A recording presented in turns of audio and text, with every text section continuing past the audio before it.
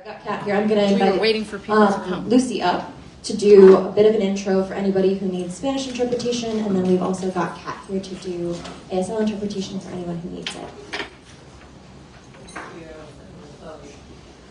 Hi, my name is Lucy. I'm a translator-interpreter for Spanish. Buenas tardes, damas y caballeros. Si alguien necesita interpretación en español, aquí se encuentra Ale, que les va a entregar el equipo. Muchísimas gracias. Yeah, and if anybody needs that at any point throughout the session, feel free to find Lucy, and then Kat and Ezekiel will be here as about halfway through the session, unless somebody indicates that they need it, they'll leave after that. So, hello everyone, thank you for being here. I think we have a good mix of folks who are community members and then also folks who are here to observe, so we really appreciate you coming out. I know that it was confusing if the library was going to be open today, so appreciate you coming out. My name is Chloe Height. If we haven't met yet, I've been doing a lot of communication about this event with many folks, along with my colleague Adessa. So thank you all for registering. So I work with the McChrystal Group, and as some of you may know, in January of 2025, can I turn the audio up just a tiny bit? Sorry, thanks. Can you just turn the knob? Thank you. I'd love to see what your name is. Oh, sorry. Thank you, Chloe. Chloe Height. Yeah, thank you. So as some of you may know, in January of 2025, Supervisor Barber and Supervisor Horvath commissioned a after-action review of alerts and evacuations for the Eaton and Palisades fires. So we have been retained by Los Angeles County to conduct that independent review. You guys still hear me? Good. And as part of that, we've been collecting information from many different individuals and parties. But we know that many of you were greatly impacted personally by this event, and we really wanted to make sure we provided an opportunity to hear from you. And so we've been doing these sessions both in Altadena and then at different locations at Supervisorial District 3. Sorry, audio went out. This is our third of 3 events here in SD3. And really these are about listening to you. So we want to get your input, we want to understand your story, we want to understand what you think needs to be done differently next time, specifically related to alerts and evacuations. So we'll do a little bit of an introduction here today about our project and what we're here to do, and then most of today will be about small group breakout discussions. So we'll be walking through a couple different questions with people in small groups and just listening to you and collecting your input. So I know that's probably different than what folks were Okay, you can go now, ma'am. maybe thinking about, but that is what we're going to be doing. So we look forward to hearing from you, and if for whatever reason you have more input after the fact, we also have a survey to collect input. We're live. So I will turn it over to my colleague Steph, who's going to introduce our team and kind of the agenda for today, and then we will get kicked off. Thanks. I think I'm just going to go without the mic. Can everyone hear? Yeah, unless you ask for permission, you cannot record with specific media guidelines. I didn't see any. Excuse me? I didn't receive any. Yes, we emailed it to you. I know Chloe came and talked to you I about haven't it. seen it All yet. right. So my name is You are not allowed to Rachel. record. It is not an open meeting. This is our facilitated meeting. First of all, this is live. That's fine. You are not allowed to record. We're not recording. You just said you're recording. It's live. Okay, then you need to turn it off. I was allowed to cover control. No. Okay. This Chloe said I can record. I can record the intro. You cannot take photos. I'm joined here with a number of my colleagues who are going to be facilitating alongside me today. But I want to walk through the agenda with you so that you get a general lay of the land before we dive in. So we're going to first walk you through what these small discussions are going to look like. And so I'll do that momentarily, but ultimately we're going to have 2 discussions.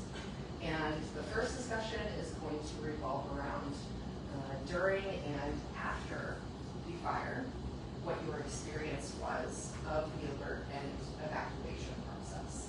The second discussion that we're going to have is your preparedness beforehand and how perhaps your experience of the fire has maybe changed how you think about preparedness. Ultimately, our goal is multifold. We want to make sure that we are providing an opportunity for you to be heard. We want to provide an opportunity for you to connect with other folks in the community, and ultimately to provide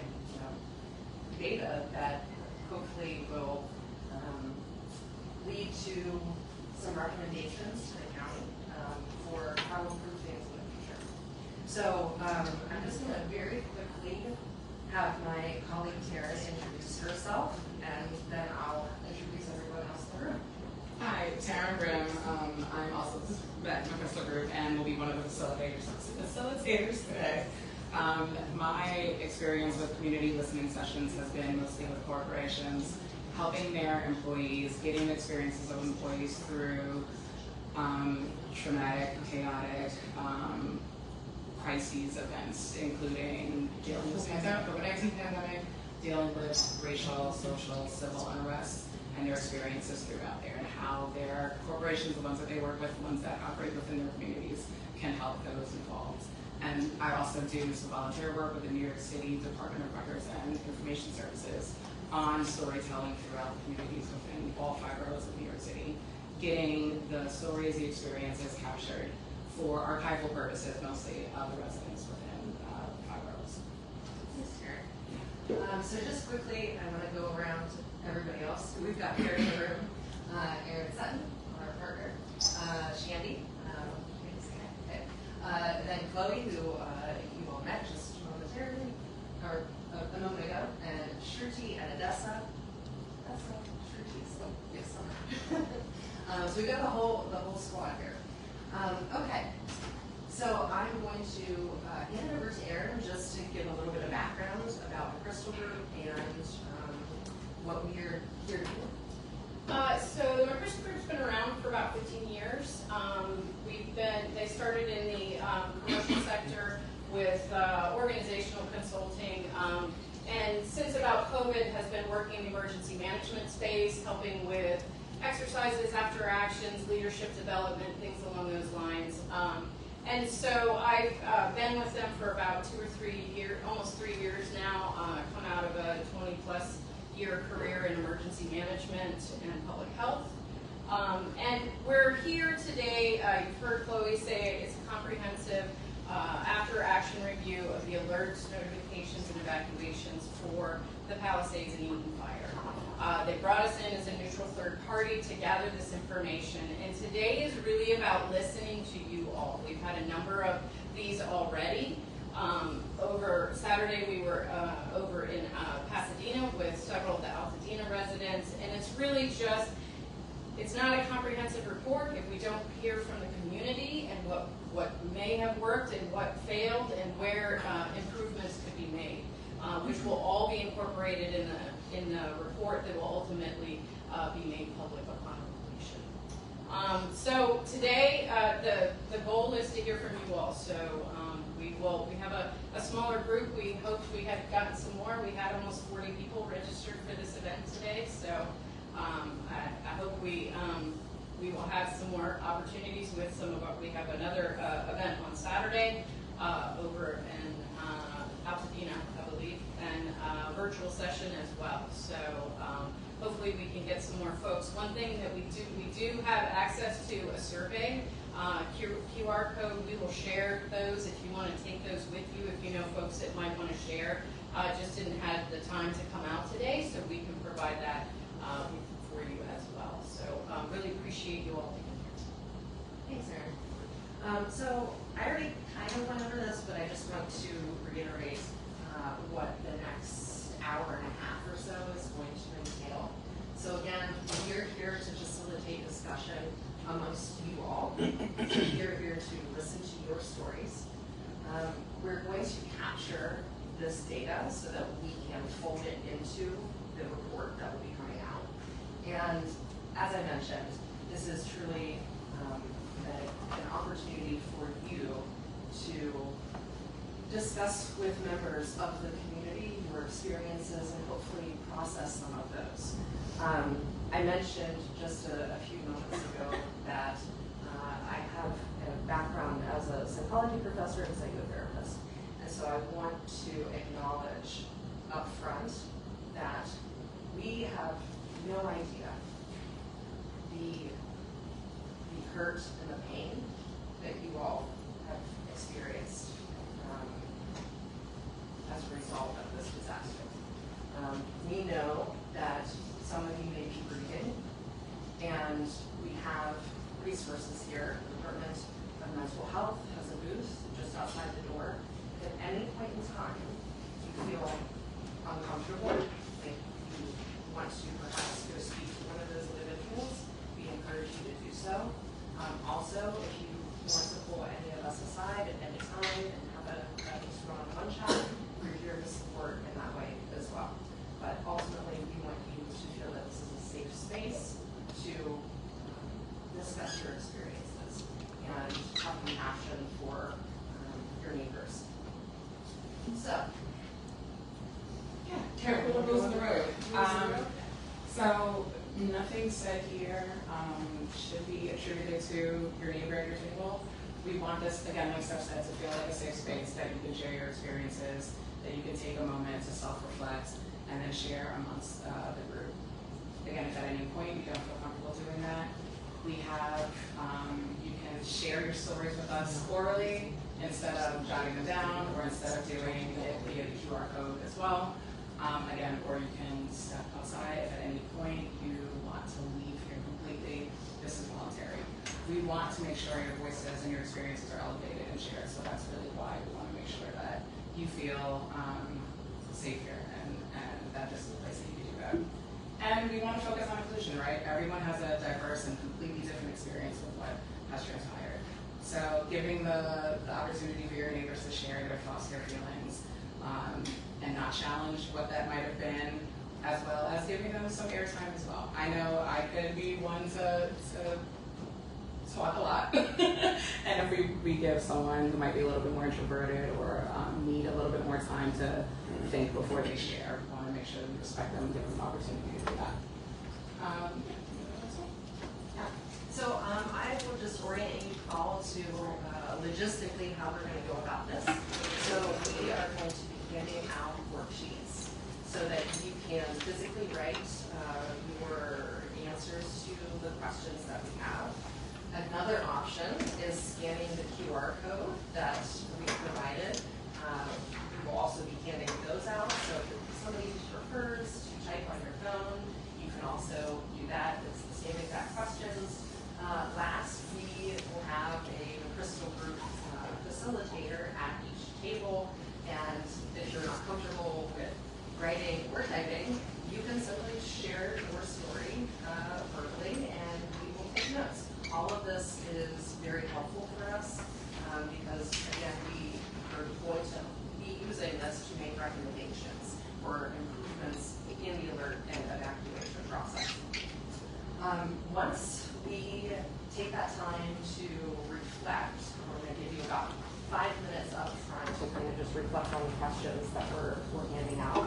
We're going to have discussion within small groups, and then we will have some large group discussion as well.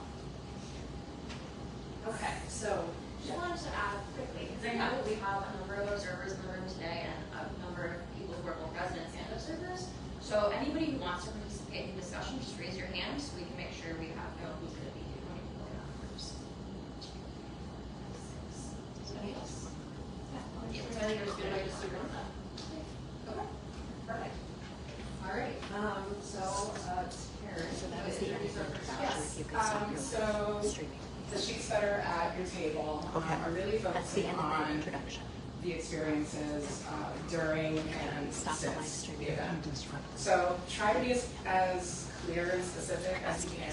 I know there's not a lot of space here, but understanding from the alerts that you may have received, if you didn't receive an alert, that's also an answer we I'll want. ask you to So leave. being really So you can clear either stop about the live stream or you through can the channels you received notification, how would you rate the overall This isn't effectiveness? about We have a retail. scale We're not from providing 1 you to any 5, so that's information. 1 We're being asking very you to share your ineffective stories. and 5 being very effective.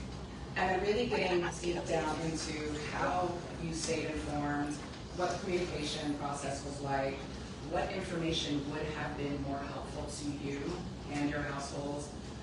If there were transportation issues, and I know some of these sound very silly to say out loud, of course there might be transportation issues, but we want She's not. as specific information as possible, because again, that's going to help inform the recommendations. She's not and recording the it. review that we I do. understand. And She's then not if you taking. require She's any not special taking live assistance video or anyone of people in your household Can who I requires take pictures special of them? assistance, You can take pictures what of the that slides. You was, can what take that pictures of looked people like, without and the were you permission. aware of any I'm not sure about that. assistance for those I that think that's, This is any the questions on section this that we are first facilitating. section?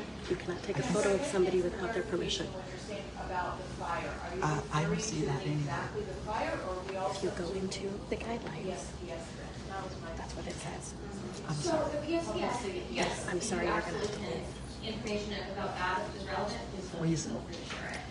You can stop the live stream, participate. You're interrupting the live stream. You work for it. I work for McChrystal Group. And you're hired by LA County. We are hosting a session. Don't you think this would be helpful to the public? And then we'll This is spend not- some time it is reflecting on not that, and we'll have a larger in group terms discussion. of And then the people's second part of private the stories data that we're event will focus getting on information on. pre-event, so pre-January. Everyone have a pen if they want to write. Right, we're gonna give you about 5 minutes of just silent reflection, and then we'll get into some discussion.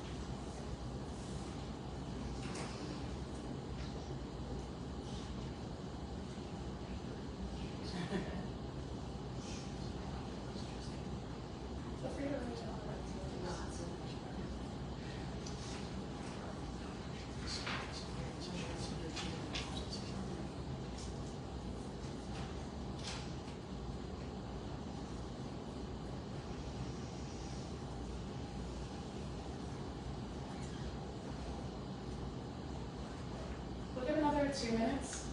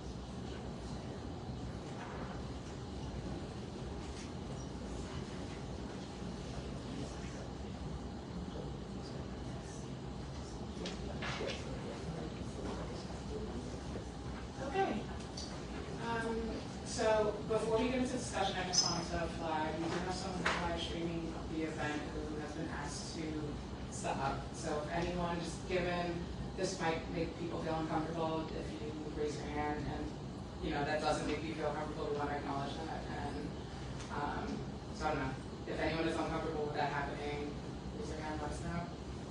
Otherwise we'll keep going. I'd like to take this for the local newspaper. So if we have specific media guidance, asking that the media not record or take photos for any publishing purposes, because these are people's individual stories, and we have had several other media outlets that have been respectful of that guidance. So we are asking that no recording happen. However, we have someone in the room who is insisting on live streaming. So that is why we are flagging that for people's comfort level. So if she can't cover it for the newspaper, how can somebody else live stream? Thank you. Sorry. Well, no, and that is, we have asked the person to stop and we have asked them to leave if they're. What if we're all okay with it? What if we're all okay with it? So, to troubleshoot this type of conflict of interest, maybe we could offer if anybody wanted to speak up and didn't want to be taped, that they could meet with you individually to communicate any of their feedback that they didn't want taped, and that way everybody wins. Or you can write it down. We're happy to sit individually with people. That's definitely something we can do. So if someone is uncomfortable with that, we can certainly do But I that. also think if we're all okay with the live streaming, then we would all possibly, I don't want to speak for everybody, but all would be okay with the newspaper. Yeah, why won't the newspaper cover this? I mean, or you can not quote people. I don't know. You could do either way, but I don't write so quickly, and sometimes my penmanship is not the greatest when I read it back. Is anybody uncomfortable if I take your conversation? I don't know that any of us came here quoted, to be honest, and it's like an undue pressure on people, but I don't have a problem with being live streamed. As long as I can say something later that I might not want to say while you're live streaming me and quoting me. Yeah, don't Well, quote me. Sometimes I don't know your name, so I'm I wouldn't- Andre, at least. I know, but if I used what you said in the paper but didn't use your name, if you're a local resident, if you had something to say, are you okay It with sounds that? like a lot more than what residents signed up for to something like this, in my opinion only. I work a Well, if lot one with person local says no, then I won't take populations. it. That's, I don't want to stop you from taping it. I think it's very important that everybody knows what happens here, but to be quoted or live streamed, I think it's So that's what, we just want to flag to everybody in the room what is transpiring so that you can make an informed decision about how you would like to participate. If you're not comfortable participating, we totally understand that. We wanted to create a psychologically safe space here so that folks felt free to open up, recognizing the gravity of what we're talking about here today.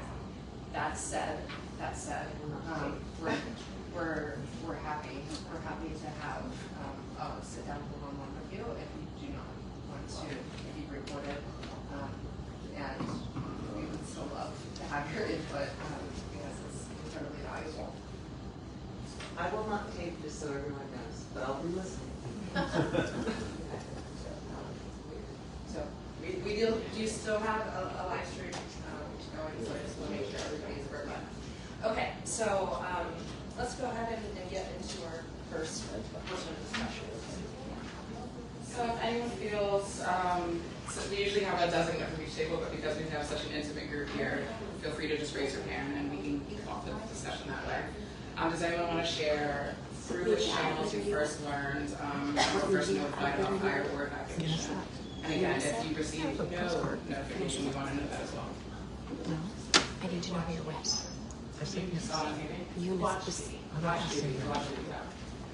I can say that. Smelling, the smoke. What is the name of it? Say right. Just tell me. Question was, sorry. Rabbit is the name. Sorry, it How did was. I experience Say the alert rabbit. evacuation? Yes, but through which channels did you receive any alert at all, and were notified about the fire evacuation?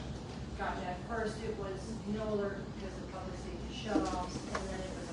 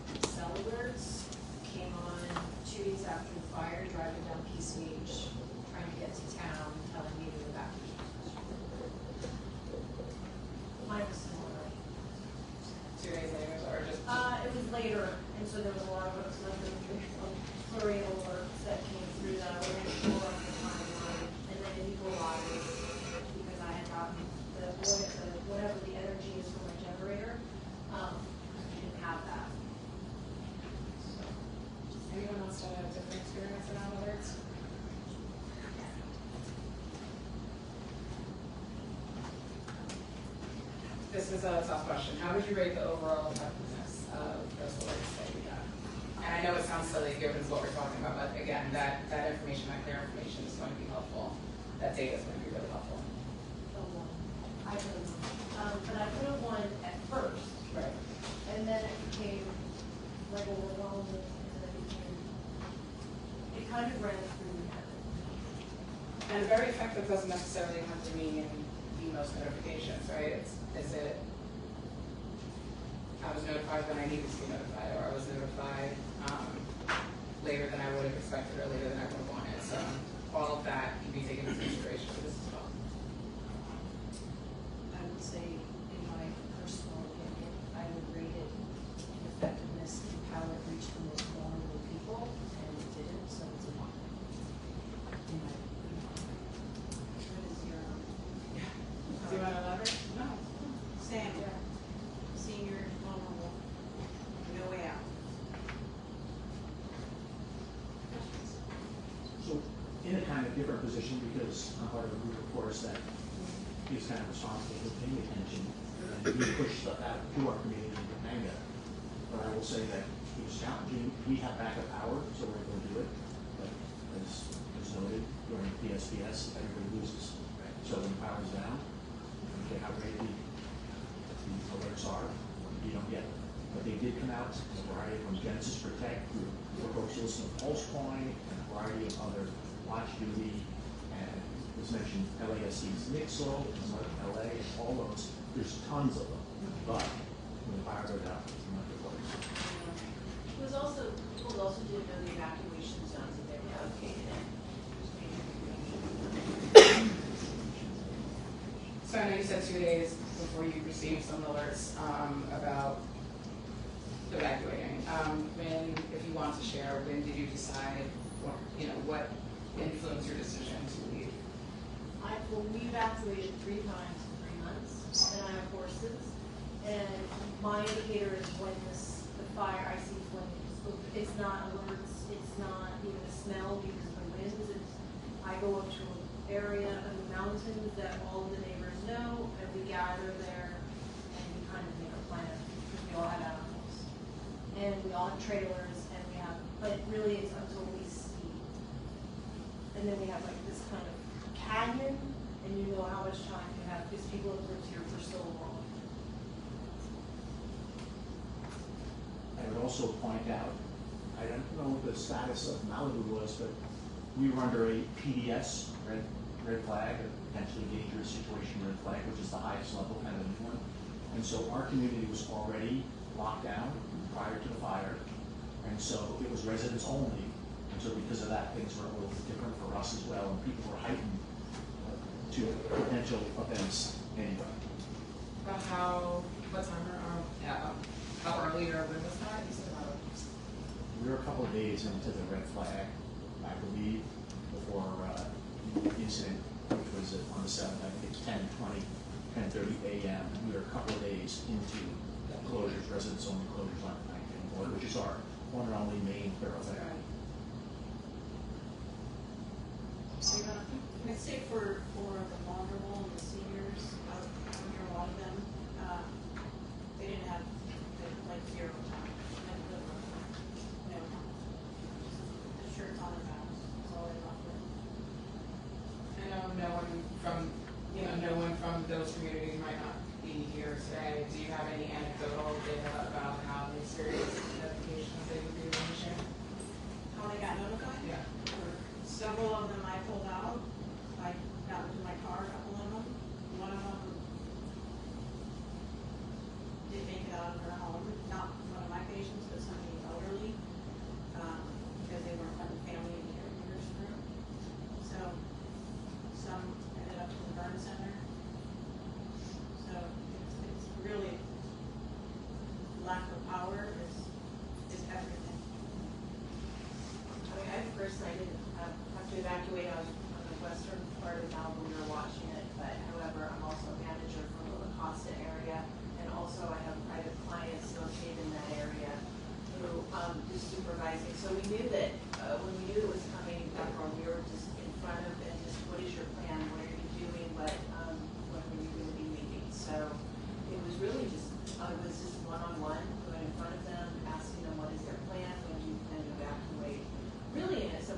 points, still was being very forceful. It's, you need to leave now.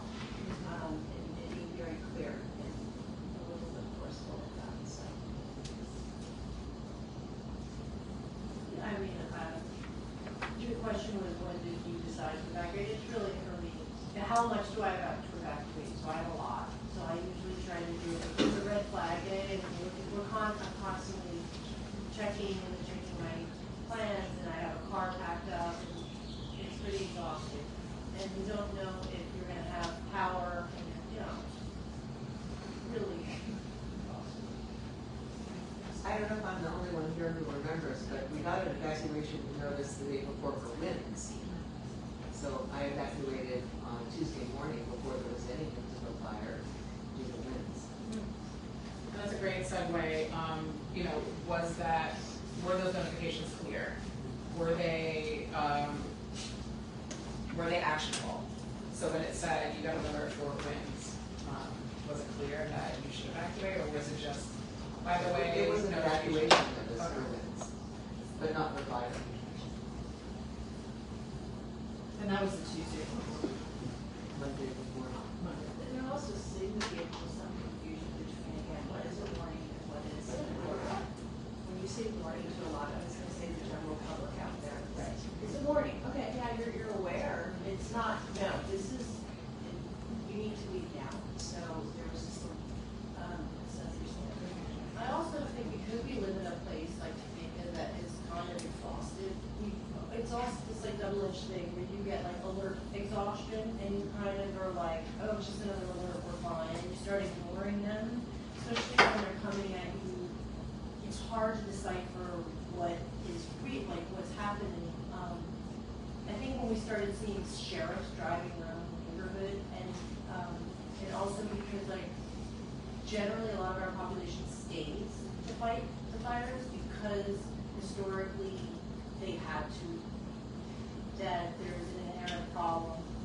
Like my husband stays, he signs the waiver, but that becomes the reality. Is when the sheriffs start coming around with their bullhorns, is like my neighborhood's reality.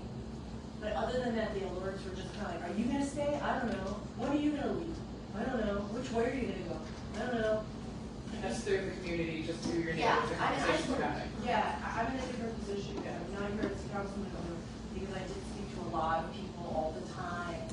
But if I separate myself out of that as a neighbor, everybody's asking, what's the plan? You know, so there is like people are knocking, it's kind of chaotic. Generally, people know if they're going to stay or if they're going to go ahead of time, I think. So is that a regular occurrence to have the sheriffs up and down the roads with the bullhorns and announcements? Honestly, I don't know. Only when the warnings start. When there's a warning, that's when they begin. Typically, even in the warnings, it's sporadic. When it's an order, they do their best to get out, yes. At least in Topanga, they go out and they go knocking on doors, trying to get people to sign releases if you're not going to leave. They drive through the neighborhoods making announcements. Do you, would you mind sharing what the difference is in the verbiage around the warning versus the order? So Cal OES has come up with the terminologies to avoid confusion, and they have specific definitions, and during this event, it got muddled. People use the old phrase mandatory and voluntary. An evacuation order is a legitimate, you cannot be forced to leave and taken away. As an order saying it's a lawful order to evacuate. A warning is an order may be imminent. We're suggesting you leave now. If you have additional problems, concerns, whatever, please consider leaving now. The order is go. It's imminent. Please leave now. Usually that helps me determine when I'm packing. So that's if I trust it. But there's a clear distinction in that? Well, one is an order. It means go. You're out. I've been packed and I'm leaving and I know I might not come back to a house or ever for weeks. I might not come back. And again, you're in a comparative examples. All these people here can drive and they're able to, but when you have people, you turn the power off and then a lot of times now they're starting to close roads prematurely. So they're not, several locations weren't allowed here, we're not allowed in the roadblocks. So when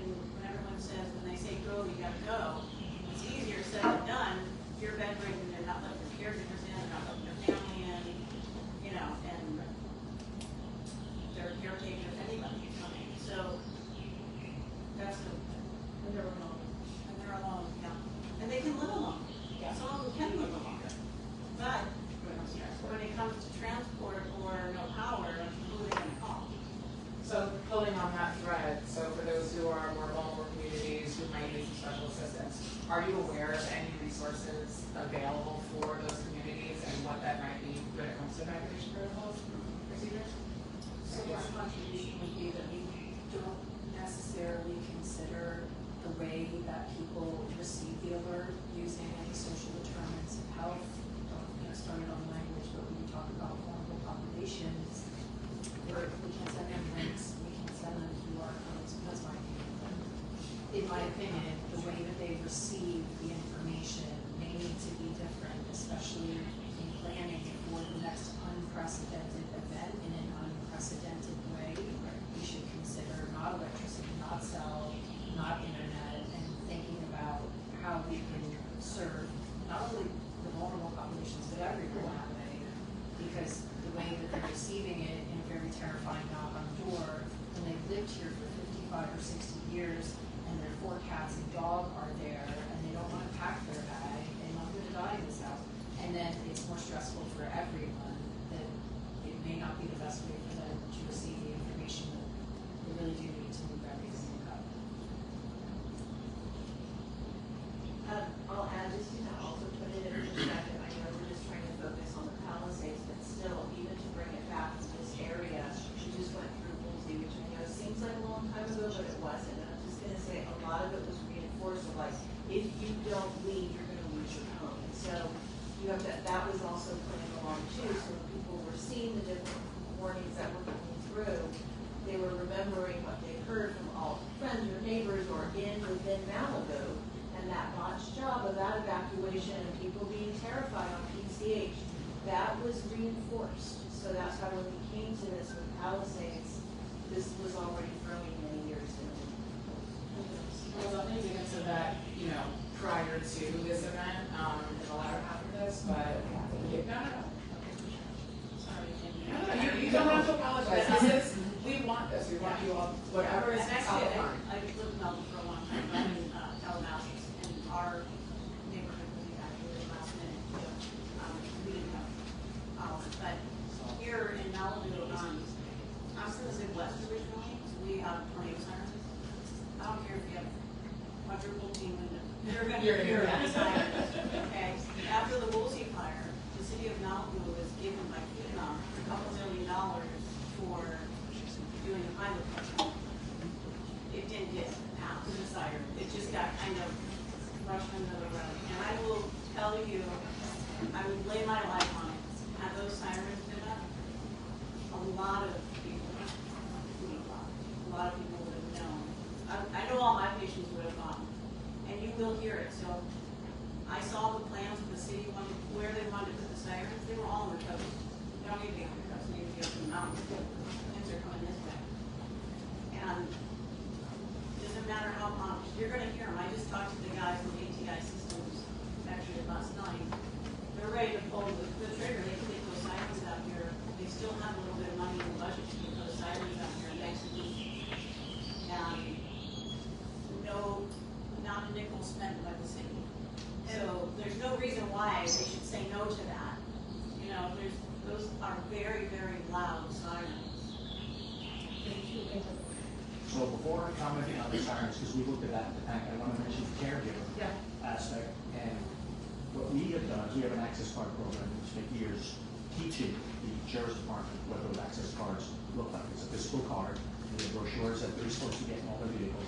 And so it's for residents, but we've also recently developed a caregiver card for that reason, so that when you get to the roadblocks and you're trying to get in, that you're allowed in. I will admit that that word, while we've worked years to try to get it to all those roadblocks, what we've found historically is, in our area, technically, we have 3 roads to lock, and each one technically is a different law enforcement entity, CHP, LAPD, sheriffs.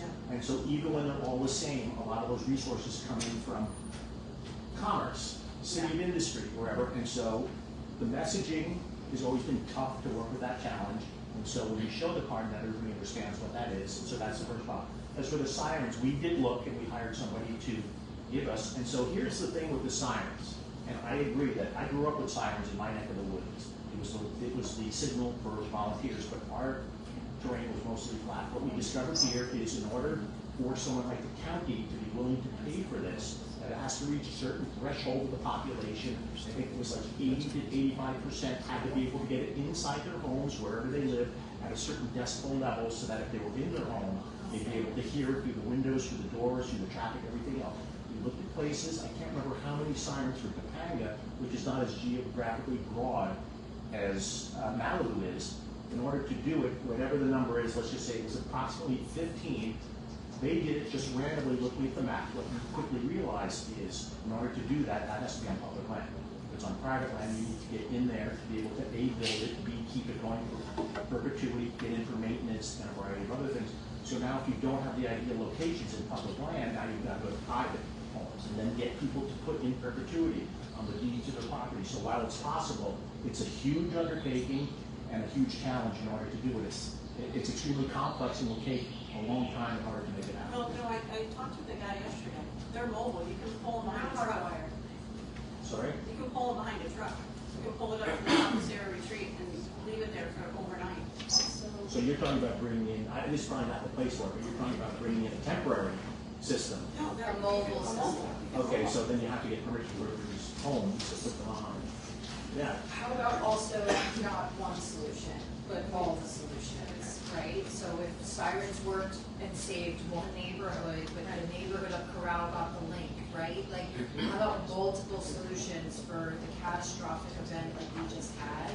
Put it all in place. And whichever way you found out is the way you found out, that there were multiple ways coming at you that you were able to figure that out. Who would manage the alerts in the sirens? Like who would be controlling those sirens? You could appoint somebody. It could be the senior center. It could be a fire station on one database. And you determine what How to do it in other cities. So what happens is it started to derail. Like Big Rock is a neighborhood of how many homes? A lot, and a lot of them burned. 400 of them burned down, like 600. It's a terrainy area, but that certainly I think would have worked with sirens. You pre-record them. There's buttons that says tsunami. Turn on. Okay, fine. Red flag, and they're pre-recorded any voice you want, and I think it deploys when the fire department deploys. And it goes with the same alerts that are being used. It's a very modern system. It's not like hardwired. They roll them in, they roll them out. I know that friends that live up in Big Rock said they didn't get any alerts.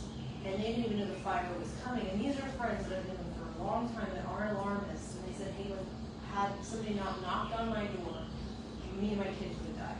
So this pulls me to one of the last question we can do in this section before we go into the pre and kind of future. How were you alerted, or how did you stay abreast of changing conditions, and what was that experience like?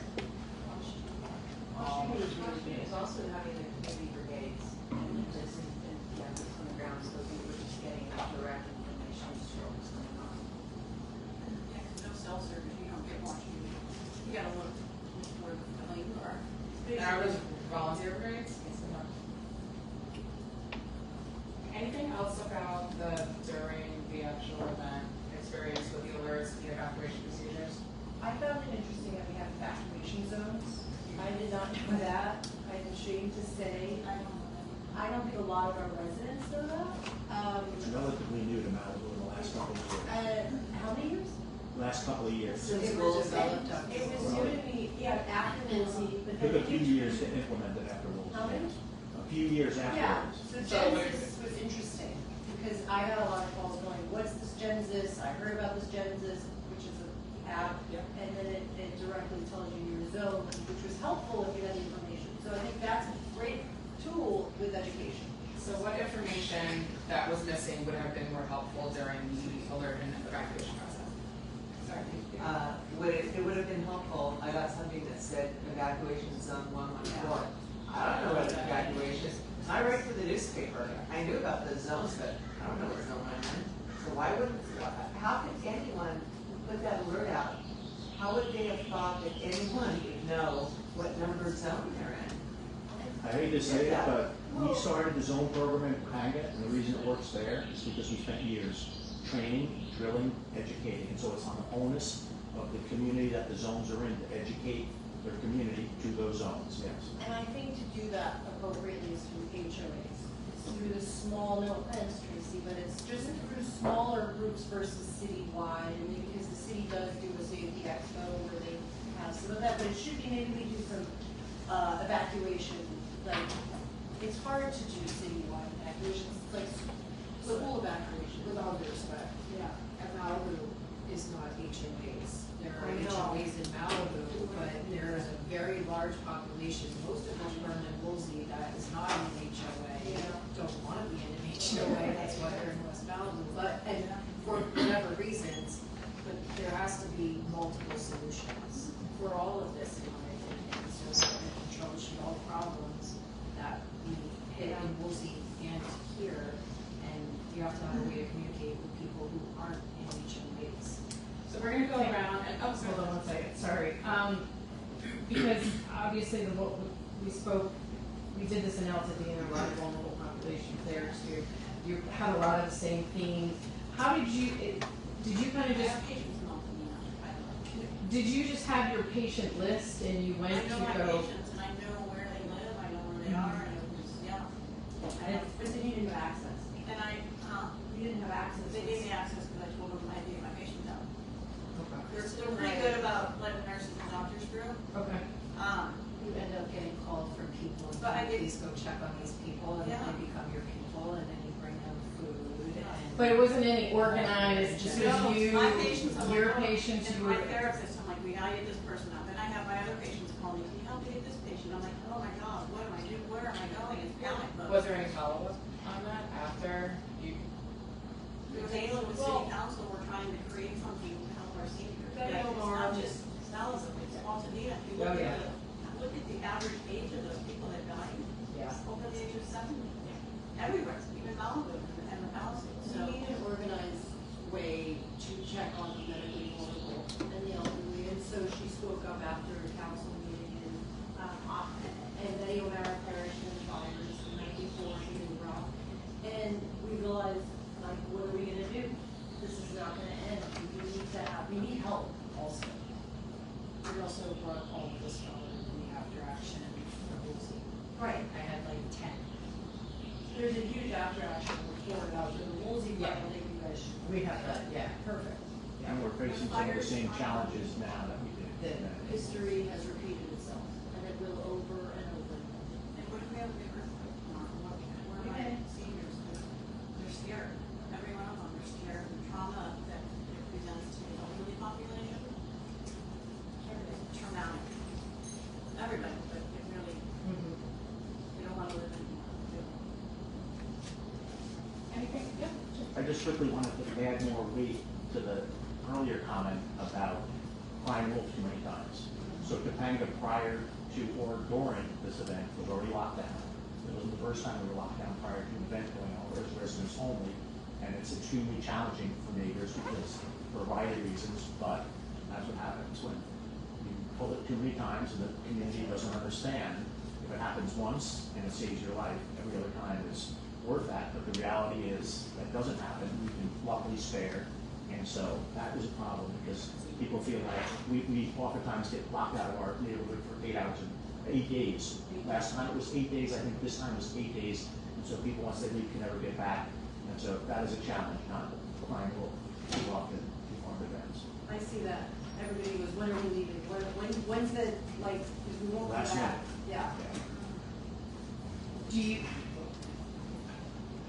probably know the answer to this because I've been in the middle of it, but you think the delay in people leaving, the hesitation is because they may not be able to get back to their property in a timely manner? I think it's simple. I think they're deciding whether or not to save their home. Okay. Because they know that there's not going to be water pressure, there's not going to be enough water, the fire department's not going to come up with full staff. History has shown that that's not going to be an alarmist, and they don't want to not be able to come back. Yeah. I think it's a combination of, that's one of them, being locked out and not getting back. There's another, knowing where the fire is, and in our case, this is a very fast-moving fire, but not directly impinging Topanga, and folks having a good system in place for knowing what's happening with the fire. They think they can stay longer because they don't feel like they're directly impinged by the fire as well, and that was a big chunk of folks, and an awful lot of people who shouldn't have been there and stayed in it. We just want to keep this going, I understand you have something to ask. But they also Sorry, didn't want to know where to go. I mean, and again, the Red Cross centers, I mean, for especially somebody, if they're having physical limitations, that's just not appealing. So they really need to know where they're going. Is it with a family member, or where do they go? And so that's also part of the hesitation of why they freeze, because it's like, where am I gonna go, where I can't bring my animals, and so that's a big part of it. Taking off guesswork. It's literally like packing your life up and not knowing if you're going to come back in 8 days to a home or not a home. And so there's a lot of kind of fear and hesitation, trauma, and then doing it over and over and over again is really hard on someone. And what I will say is, because I'm a large animal owner, Pierce College, the alerts for Pierce was great. And we all knew where to go and things like that. I think there's just, along with medically vulnerable, a lot of people have animals. They have koi fish, they have tortoises, they have parrots. Are there some alert systems for animals, regardless of size? There's no alert system for animals. I was just on a bill that got passed today for the Found Act, which is it's a long thing, but I think there's a lot of legislation trying to, because people don't want to leave their animals. So if you've got a goat, you know, you gotta have to figure out a way to get the goat out. But there's also animals that they're not. The large animal community is much more organized than we are in underground networks. They have found each other, they support each other. I was The first part of thing it. you'll see coming into Malibu during a fire is people with horse trailers to come evacuate residents who have horses and connections. But that has been a challenge as well, getting those horse trailers in. They're supposed to be official and identifiable, and oftentimes they're not, and sometimes they can get in, sometimes they cannot get in. Yep. So we need a horse trailer first. Jim, you have something to add? So yeah, I just want to follow up on something, Judy, that you said. You said you got an alert the day before about evacuation for wind. Do you remember where that came from? No, I do not. Because that was, I mean, know the high wind, there was a high wind, not for us, not an evacuation, but there were several extreme high wind alerts. And That they came were out actually- from NOAA, from the Weather Service. And They were like the red flag, but it was not just red flag from fire, it was an extreme wind condition. And they were directed to seniors, right? The alerts that I got were directed, it advised for senior citizens to evacuate your homes, especially if you had, evacuate the upper floors, and if you had large windows to evacuate. Most of my seniors don't even know how to use a cell phone. Thank you. So we can collect your worksheets for this portion. If you rather take a photo of it and then hand it to us, or we can take a photo of it if you want to keep that paper. We're happy to do that. I have some stuff on the back, which is also like the caregiver's card. I think we should look into. We used to have dolphin details, but that fell flat. But I just put some. Perfect. Yeah. Take some questions. Yeah.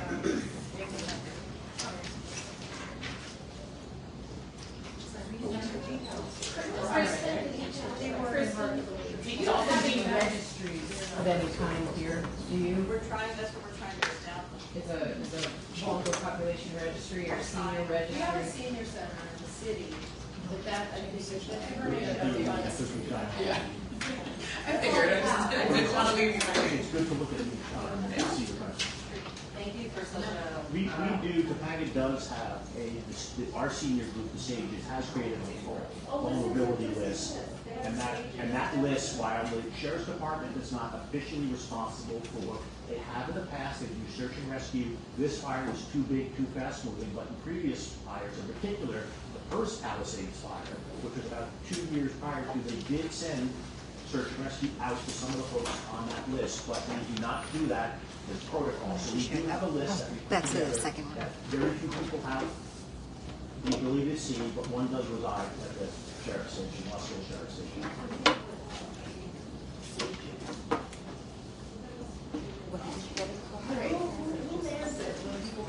We have one person at the Sages who takes care of it, and then that person, at one point, it was me when I was the president of that group, and make sure that the sheriff's department gets that updated list. Privacy is what it's all about, so it's kept extremely, because people don't want to be on that list, not, knowing. And so it was a very small group of folks that was given to the community services liaison, Deputy Baldy, who sat at his desk at at the station if they needed to pull law enforcement. Thank you so much for your engagement during this first discussion. We're going to move to the second piece now. So now we're looking at pre-event awareness and preparedness. And so as you're thinking back, what was your experience and awareness of emergency alerts, evacuation information, and preparedness in your community? So we've done these specific questions. They're on your worksheet again, or you can use the QR code. But we're going to give you about 5 minutes to silently read that, and then we'll discuss.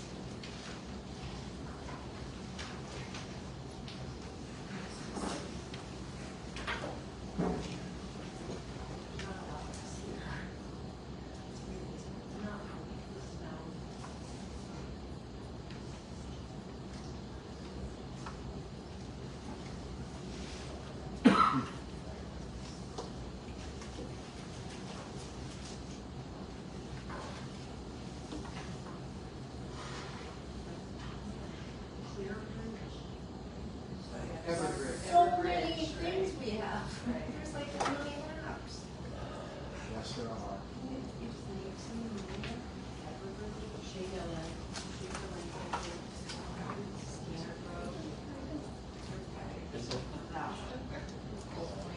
Got that one, thank you. So, Got that one. Which one?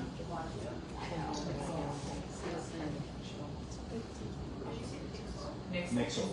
That's what the sheriff's department uses. You should have it, and I could at least. Alert LA.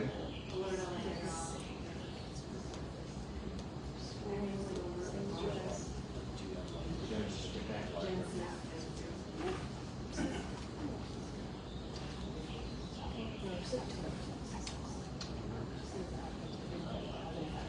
ESP. Don't forget X.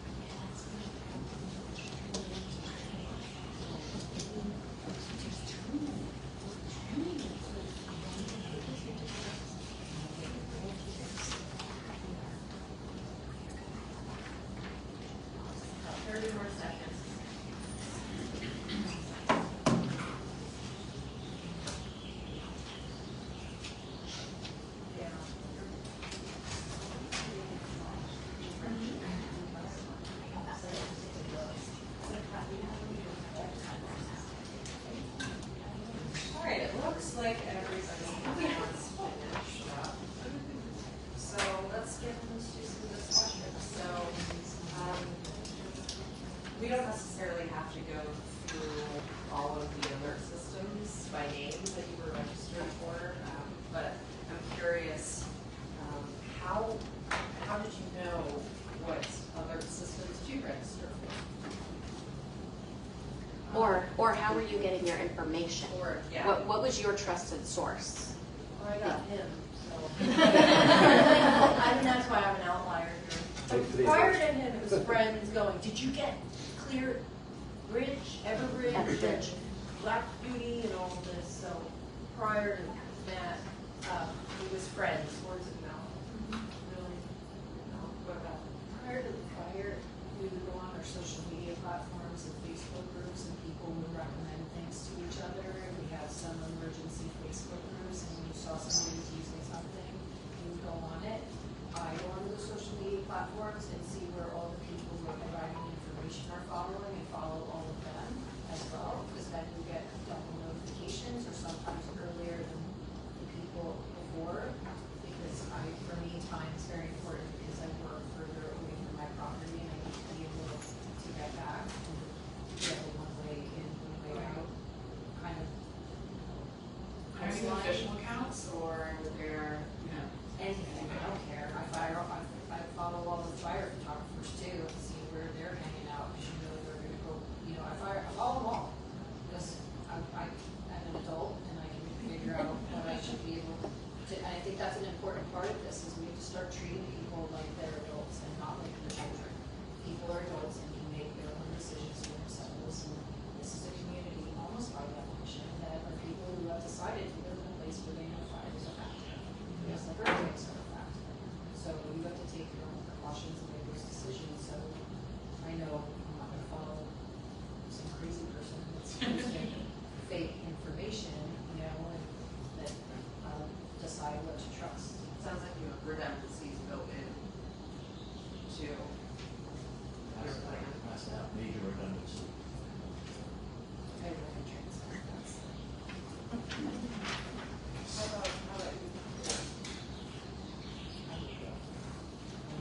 Which attitude do we follow? not necessarily the specifics, but, how did you get to? Well, I have to be careful. As an HOA manager, that's why I have to be able or be careful that I'm actually pushing out to the neighborhood, even if they were following or not. But that's why I'm going to say it's City of Malibu, Everbridge, McChrystal, watch duty. But again, we were also at that point, we had the community brigade members, so we were following honestly what was coming from the EOC. So that's why we had the information on our day-to-day after all this was going down. Again, Malibu West was really good, so we had, I'm going to say we were watching from afar, but that's why we had really boots on the ground. We're able to see, okay, what was going on, what are we really communicating to our members, but it was always, I'm going to say, really kind of vetted through. Either someone's seen it, so we can verify it. So, and I know there's HOAs aren't all over the place, but as somebody moves into the community, do you provide them information? And someone mentioned something about a community event or a safety expo. Is that? City of Malibu puts on an annual safety event, which Okay. is, Malibu's a little strange of a place. You can do all the events you want, but then nobody shows up and people like complain. Gotcha. But I think that You're not in your you're thing, not not alone. alone. Good to know. It's You are not alone. They gotta get it out from behind City Hall and move it out onto the street. This is true. I have to remember that for the next round.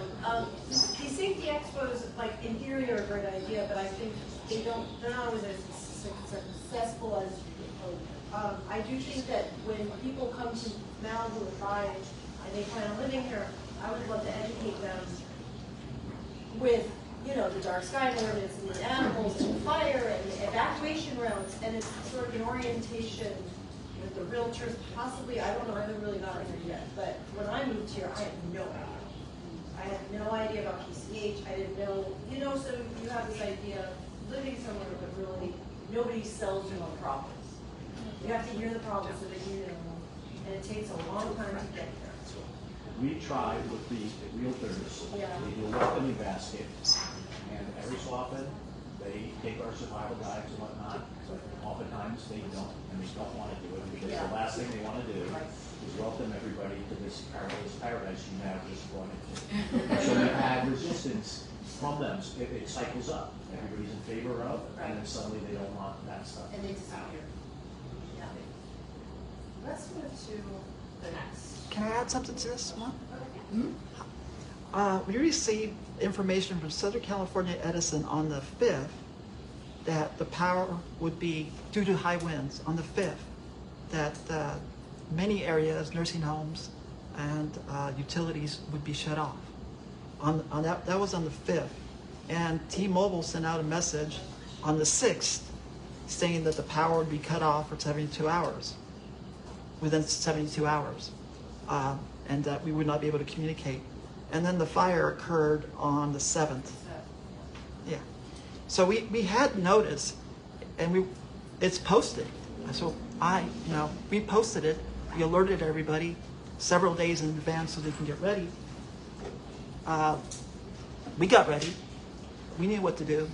And there's a lot of credence to the whole thing about crying wolf, because it doesn't always happen. But this time, it happened.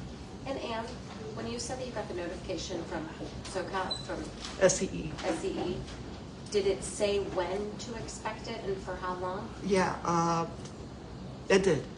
It did, okay. It did, actually. It's like an Excel spreadsheet. Oh, I didn't get that.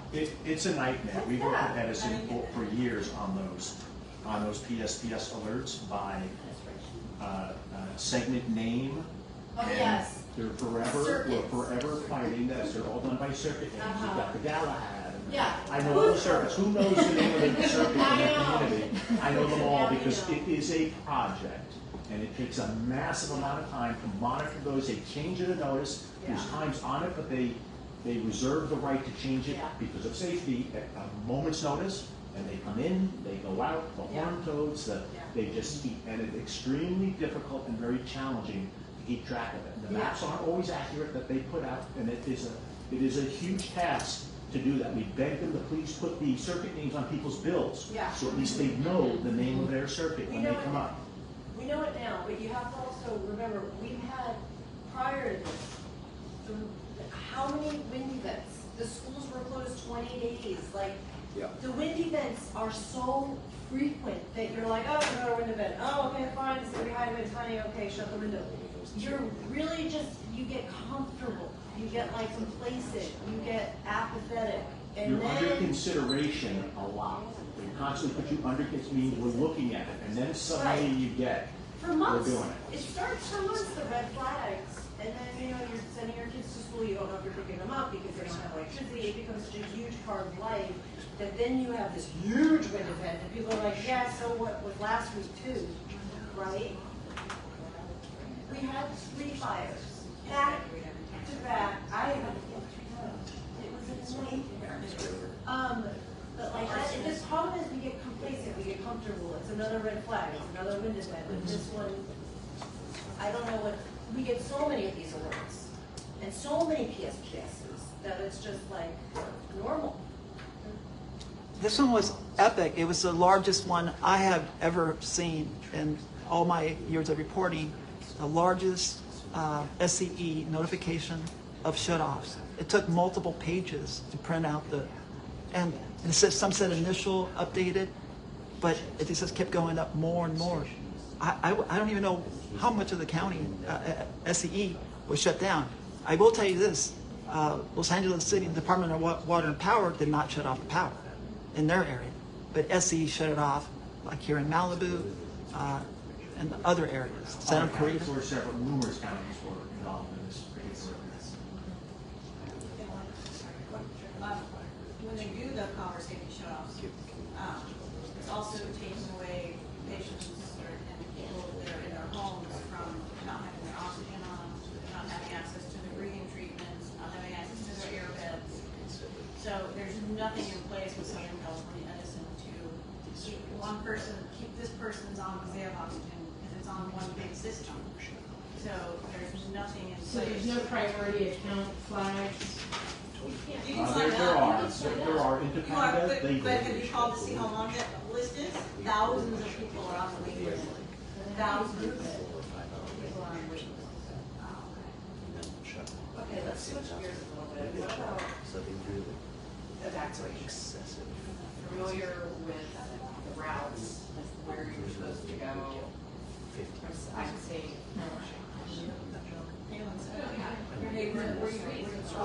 Everybody rushes to the PCH and tries to get out.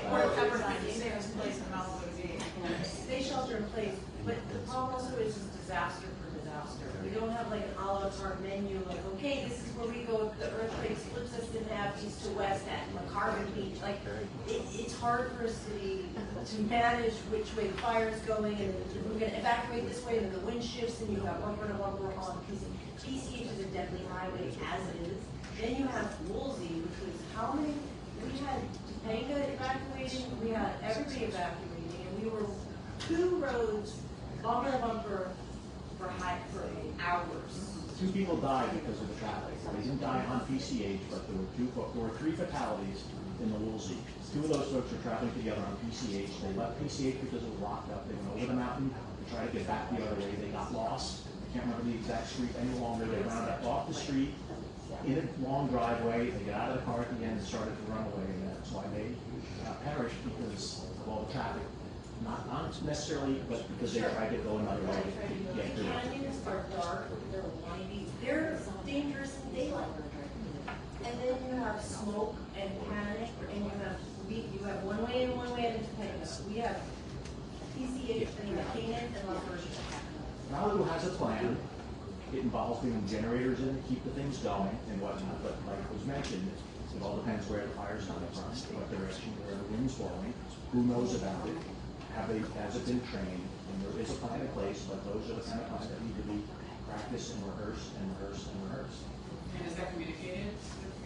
I can't speak for Malibu, but I already know because we've talked about it, and everybody is aware of it. So, no, the communication, if it does exist, is not enough. We've been working, we don't have ours completely in place, but we've been working with the Sheriff's Department. We're inches away from it, and we're in the midst of And I think we should be talking to our neighbors in Topanga and knowing where they're evacuating, so we don't bottleneck into them, and we can do a better job, obviously.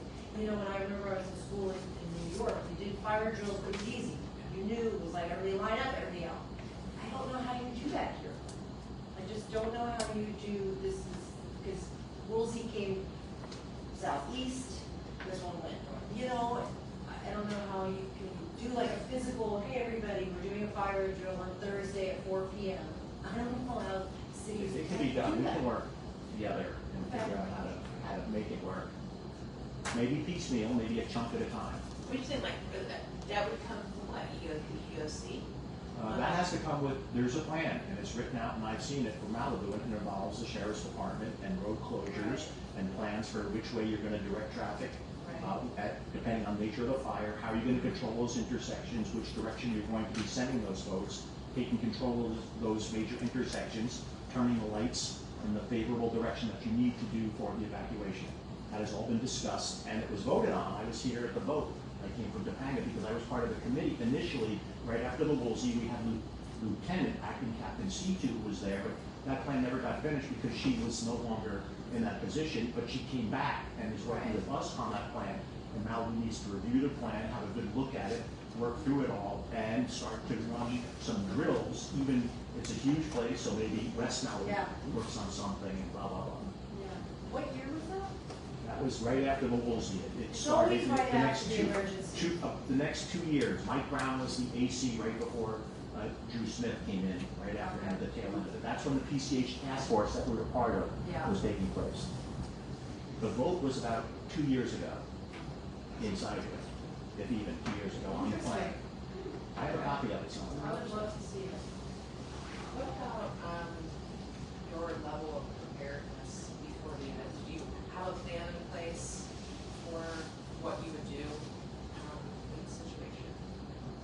I'm very prepared. Yeah. You've I mean, it's like practice, tried and true. When my neighbors don't have one, I'm like, what? You've got to have a plan. I mean, I have everything printed out. I know I have a van. I can pack the van up and I take my kids and we sleep in it. And we get my horses to wherever there's no fire or threat of fire. I have friends with stables at those places. Or Pierce College, or I don't, people in Norco. Like we have a network with animals. During Palisades, I actually slept at the EOC in Camarillo when Malibu City evacuated. I slept in the parking lot with all my stuff and my daughter.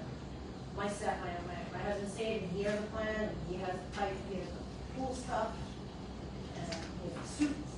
And I'm like, you're crazy, I'm out. Because Malibu doesn't have a evacuation center, like if the fire's in East Malibu, it should be in West Malibu. In West Malibu, it should be, maybe City Hall or I was thinking about that. My seniors don't wanna go too far from their home. So they have to get medicine, their chemo drugs, they forget because they were taken out last minute, they can't just call it in the CVS, you know. Some of the seniors in our group actually came to the city hall and slept in their cars. They thought the senior center would be open and available. That's And heartbreaking. it was- It is, so that's what the senior center should be. Oh, and they lost their homes. Yes. Yeah, I actually reached out to them. They're actually having it, I reached out to them maybe 3 days ago. There's 8 or 10 in our group. They're all outside the county city limits, so they're confused and don't know what to do. Yes, And but I'm isn't like, that sad? They slept in their cars, they thought the senior center would be open. oh, my And they God. came here. No, so we need an evacuation. Our EOC is we kind of take wherever the fire is, we move our emergency operations center to somewhere else. But I would think it would be a nice idea to keep it in the city of Malibu, either in a mobile vehicle, or we could kind of try to make, if it's eastern Malibu, which is this area, you know, maybe Malibu High becomes the EOC, and it kind of, then people know where to go. So a lot of times after the fires, people don't know what's going on because they have no electricity, so we all go to pavilions, which has a generator. So it's one place in Malibu you know will have electricity, and it's like Grand Central State. No, you know what it's like? It's like JFK during a snowstorm, and everybody's fighting over the outlets. And I was there, and I saw a woman breastfeeding, and she was sitting on a milk crate, and she had plugged in her pump. I was like, damn girl, what? She's like, yeah, I live up the street, we have no power. She's nursing and pumping at the supermarket. And this is you just are like, so that becomes our EOC for the residents, right? We all mobilize, we know where to go, and then we're like, okay, hey, what's going on? People are getting dry ice, and then they're getting alerts. And so we need more of like a centralized, I would say, emergency center for residents to go. Now what they used to do, it, they had a cow that was parked here. Cows that sell on wheels, and there's another one called a Colt that sell on like truck. And for a while, Malibu had one here, but the power goes down, all forms of communication goes down. In Topanga, I don't know if it's the same in Malibu, the only cell communications is micro repeaters on the boulevard, not up Old Canyon, just on Topanga Canyon Boulevard. And they're little boxes on poles, and they point and shoot to the next one, to the next one, to the next one. Those go down, and they're powered by the power lines. So when Edison pulls a PSPS, that goes down, so all communication goes down. There's no cell phone towers, there's no backups to the system. There's too many of them to put generators. You have to put 100 generators on the board. So that all goes down. We've tried for years. We've worked with Edison, and they passed it to the utilities. We worked with the utilities to try to get us a cow or a Colt in the community. Technology has now passed them over, and we tried to get one, and we can never do that, but we have Starlink now. Yeah. So I personally own one, and now people can put Starlinks because it works off of the sky. But we've been trying for years to get some kind of a backup communication system in here so that people would be able to. During this particular fire, they did bring a generator in and park it in front of our library to power the one little repeater there where all the people who stayed behind congregated around so they could get communication. But that's always been a huge problem, but Starlink is kind of passing over that and creating a solution somewhat. But they're individual. It's not like a tower that broadcasts out to a large area. I was shocked. You know, I think we did do some good recovery after, really quickly after, when cow was brought in, because we had the fortunateness in an unfortunate situation that it seemed like everybody's EOC was at Zuma Beach. So we had like the county and the this and the that, and they were all right here. So people felt kind of safe afterwards. And then the city brought in, and it was a cow, and I learned with that, and then T-Mobile brought in their mobile units, and AT&T brought in their units, and so we were able to hook up, because people were without electricity and gas for a very long time after, and water, and At the command post, they had all that facility. no, we spread it out. So Okay. like, it was really good. We had the command post had it, but then also in key places in Malibu had it. Okay, But remember, our recovery- beyond like in front of City Hall, which was a search and rescue headquarters for a while, and then the National Guard headquarters, you put it into the community We themselves? put them into the Good, community. good. So at pavilions, I actually got a little I saw that trouble one, for yes. this. Because whoopsies. So I think that the idea was really great to get their vans that T-Mobile gave out, and like there was 2 of them side by side, and they were at the equestrian center, but not a lot of people them up and put one over by pavilions, so that we usually put them at Bluffs. You put one at Ralph's, you put one there, and then you split them up, you know. But I did jump protocol at that point. But I thought that was a good response. Did you know about that, Judy? No, you were out. I was Your house- evacuated for a You were month. gone. You were gone. I remember seeing you after. It was like, I was So- evacuated for a month. So kind of refocusing on kind of preparedness side of things. You guys have had a lot of great ideas here that some of them we've heard from other groups. I think kind of putting that, starting to bring some of those folks together. But you all have talked a lot about Woolsey and some of the similar things that happened in this one. Has the experience changed? Has this experience changed how you prepare for the next one? Absolutely. This fire, we learned that it's not just the fuel in terms of vegetation. We always prepare for vegetation fires, harden around your home. We've learned that it's no longer that the homes are the fuel. The neighborhoods that burned, the fire started in the area of the Palisades, where some areas have massive vegetation, others, Sunset Mesa. My ex-wife lost her house up there, that whole entire, I think 155 houses burned up there, and those had very few trees on the property, or they were very green trees, and so they're so close to each other, and the winds were blowing the flames sideways for 100 feet that they licked across to the house next to it and caused that house. So the homes were the fuel, and that's something that we've not experienced here in quite some time. So the devastation, as you see in the Palisades, where everything is gone, the devastation you see on PCH, the winds drove those flames. And if you look at those houses in a row, then there's one house off to the side and it's standing because it didn't have the flame impact as it was going across to burn it. And so that's what was different in my view this time, is that the homes became, in those tight-knit neighborhoods, the homes became the fuel. And that's why they're looking at zone 0 and that kind of clearance as a way to try to mitigate that to a degree. I'm also going to say that I'll have another power source. I mean, this time with the Pell, what they had, we were used to electricity going off the internet, but then we shut off the gas. That was also kind of like new. This is like, okay, so we really always have to have a backup source to what we originally have. So it's not just gas, then is it propane, or you have to bring in a second element. So that was, I'm going to say, what was different for this Palisades fire. We always going to have a backup source. Honestly, I told my safety here that I lost my home and I have no bandwidth to prepare for future emergencies because I won't need to do that for many years to come.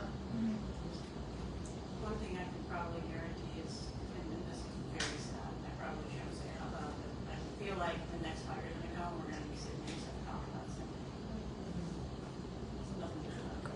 I will say, hopefully, I mean, we do have a brigade from Woolsey, so that's a little bit of hope. That's different than, I wasn't as tapped into Woolsey, because I was raising younger kids. I was stuck in that traffic. Yeah, everybody. And I was looking at the flames. We didn't do that this time, right? But that was terrifying.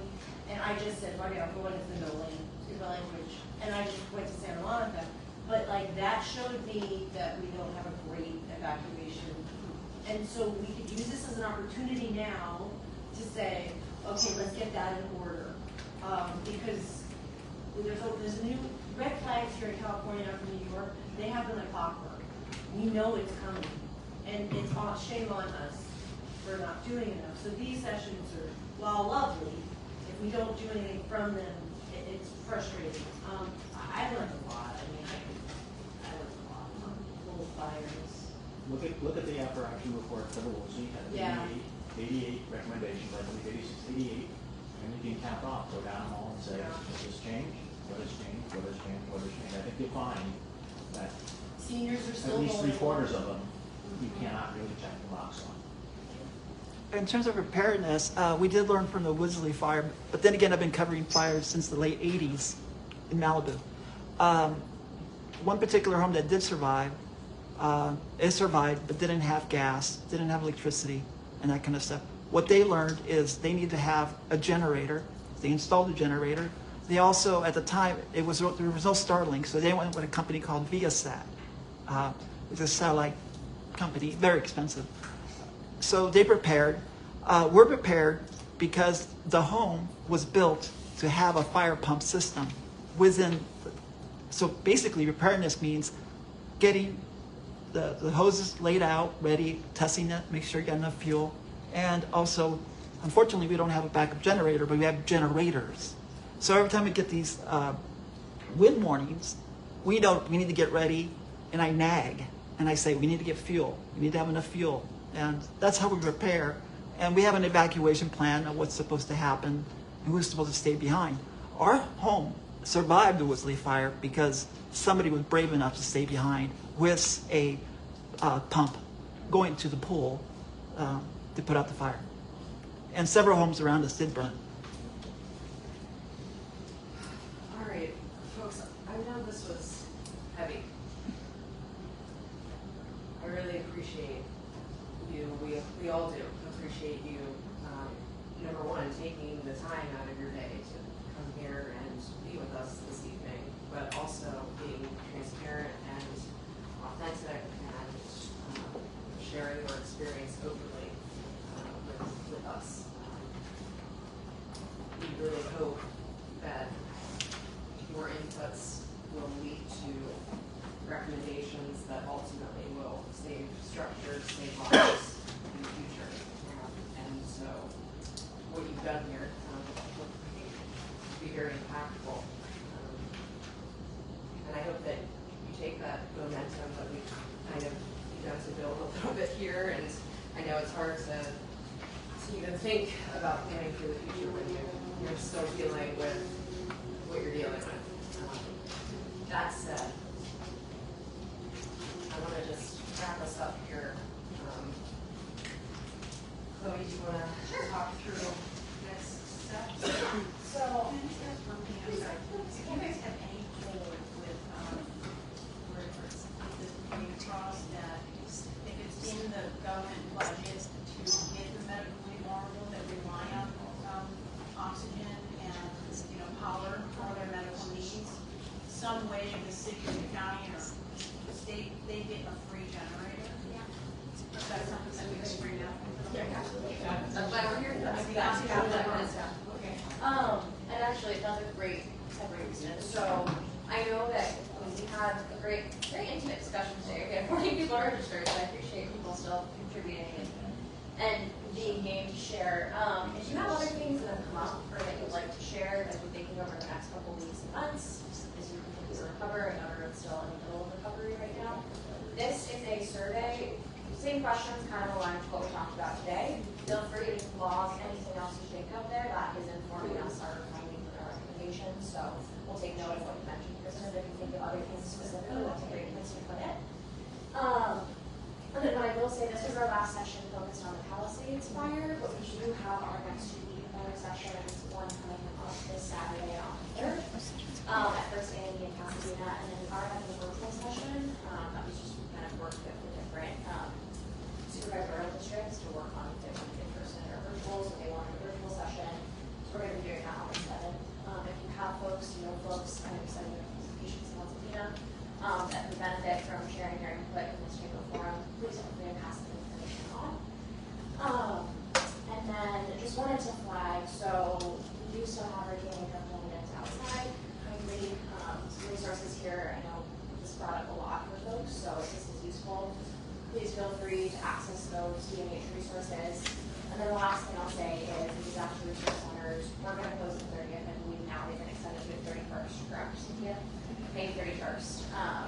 So if you are in the midst of recovery and need any type of recovery services, the DRC is your one-stop shop. So, and I believe Shruti and Adessa handed out QR codes of the survey, so if you guys need that, you can take that with you and hand that on to anyone else that you, we also have extra copies if you want to distribute those.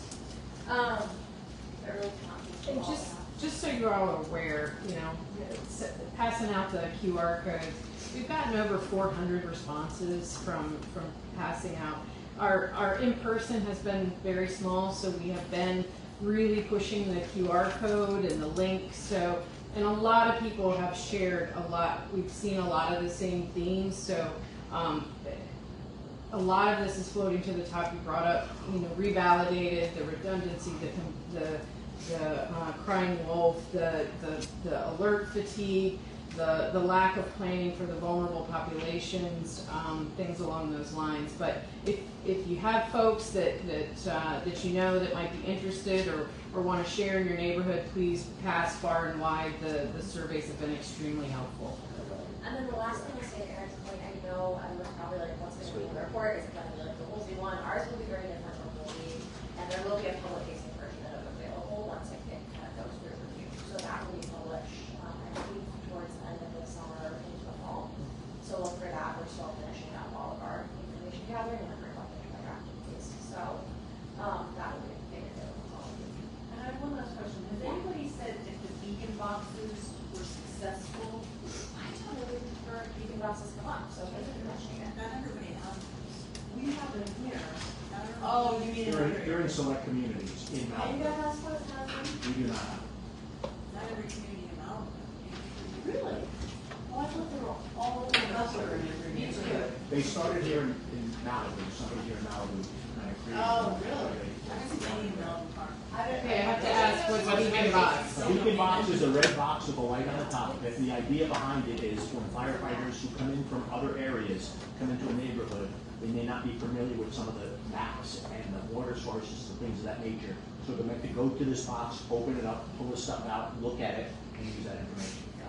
We've looked at them in Topanga. We're trying to put signs right on the property, so you have to go to a box, go to the house. We're trying to find a standardized system that if you have a pool and you have a draft, you have a sign right in front of the house, so you pass by of what's there. But that's the idea behind it. And I just wanted to say, on the record, what water district was Topanga in? 29. How's your water? During the fire, or In general, like, yeah, during the fire. Do you have it? Is it wasn't great. We lost water up at 69 Bravo for a better part of the day. We had some other areas, and we historically in red flags have some issues. We dealt with them before with levels of water and pressure. When the levels go down, Yeah. the pressure goes with the level. Right. So we need to talk and love to talk just to make sure that there is a protocol Yes. in Public So- Works that in red flags that those tanks are full. Without water, we have no way of fighting these fires.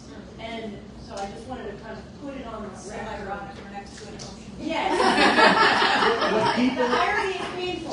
What people forget about those water tanks, they think those water tanks are just extra water.